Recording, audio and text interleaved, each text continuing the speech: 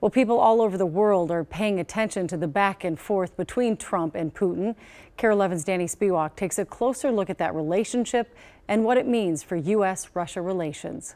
President Putin was extremely strong and powerful in his denial today. If President Trump is wondering how to deal with Vladimir Putin, he could just ask Plymouth real estate agent Mark Stipakov. That's him, Putin, and this is me. Stipakov met Putin at School 193 in Leningrad.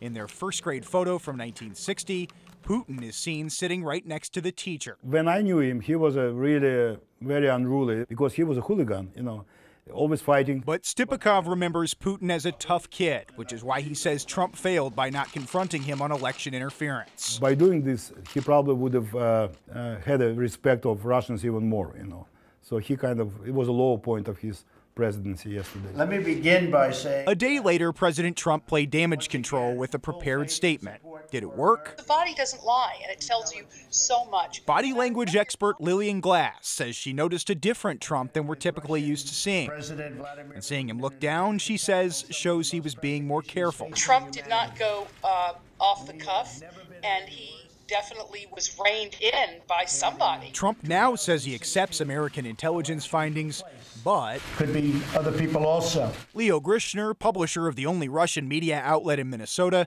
says that attitude lends legitimacy to Putin's denials. In Russian translation, the key word is his doubt. He has no evidence, no proof. Stipakov says he hopes the two countries can repair relations at some point. Because two nuclear powers, they cannot be in a state of the state like this, in constant confrontation.